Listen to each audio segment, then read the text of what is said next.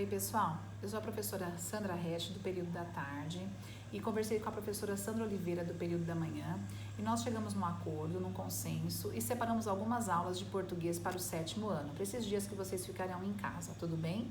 Lembrando que é muito importante fazer as tarefas porque elas valerão nota, serão cobradas posteriormente, então caprichem.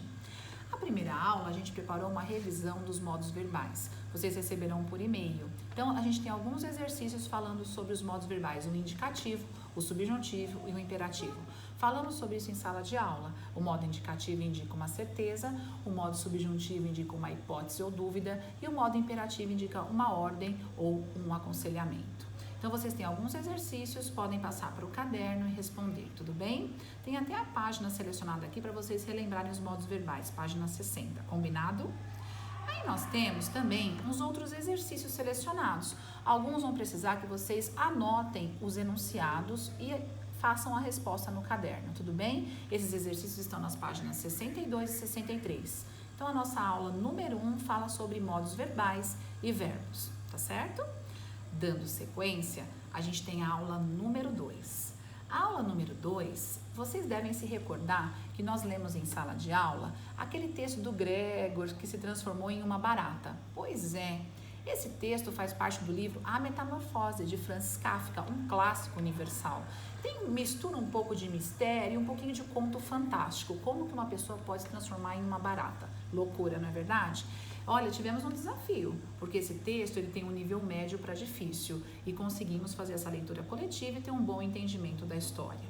Então agora, qual é a proposta da aula 2? A proposta é que você dê continuidade à história.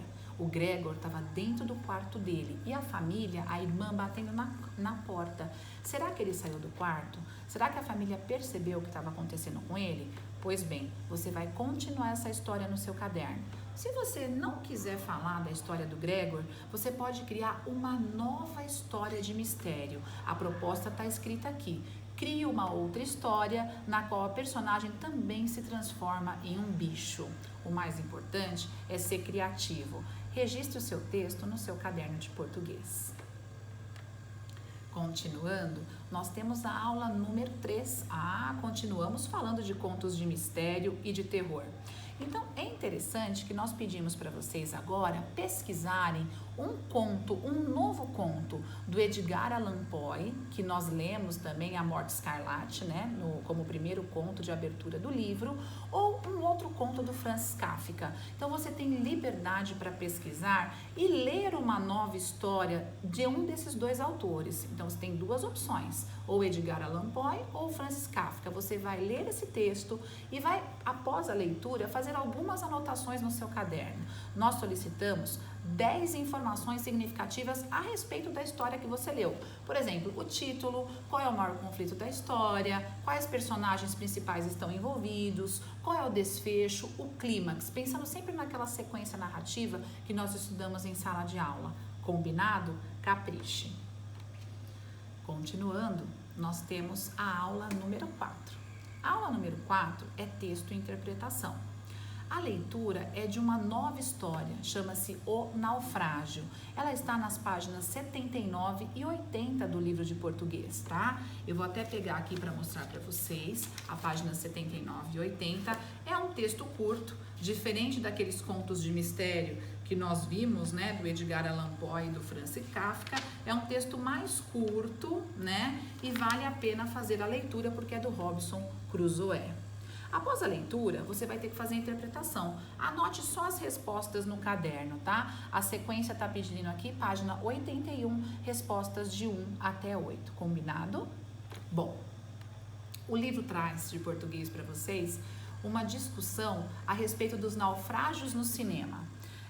Já que o texto do Robinson Crusoe fala desse tema, a gente tem um grande filme que foi assim, recorde de bilheteria, que foi o Titanic. Né? Então, a gente fez uma colocação para vocês, né? O Titanic, você sabe a verdadeira história dele? O que aconteceu com aquele navio inglês, com a embarcação? Pelo cinema foi criado através de duas personagens, o Jack e a Rose, uma história de amor. Mas essa história de amor, ela é de ficção, ela não existiu. Na viagem original não aconteceu nada disso. Então, a proposta é que vocês pesquisem o que aconteceu de fato com aquela embarcação inglesa. Qual o grande problema que isso trouxe para a sociedade e a respeito desses navios, tá bom? Anote a fonte de pesquisa. Isso é informação para o seu repertório, combinado? A aula 6, ela muda um pouco de configuração. A aula 6 vai falar um pouquinho de ortografia. Nossa, é bem simples. É o mal com U, que é um adjetivo, e o mal com L, que é um advérbio. Então, a gente sempre lembra aquela história. Mal com U, o contrário é bom, e mal com L, o contrário é bem. Então, a gente tem uma sequência de atividades aqui selecionadas no livro para vocês responderem no caderno de vocês. Então, só para a gente retomar 7º ano, a gente tem diversas atividades. Então, a gente começa com a aula número 1, com a atividade de verbos e gramática. A aula número 2 é para vocês continuarem a história da metamorfose ou criar uma nova história que é uma transformação de uma personagem em um bicho. A aula número 3 é para vocês fazerem uma leitura de um conto do Kafka ou do Edgar Allan Poe. Responsabilidade em ler esses textos. A aula número 4 é texto e interpretação do naufrágio. A aula número 5 é uma analogia do naufrágio de Robinson Crusoe com o grande tema cinematográfico Titanic. Saiba um pouquinho mais sobre esse assunto. E a aula número 6, ortografia. Então fica combinado, caprichem nas respostas e na organização das atividades. Tudo bem? Até a próxima!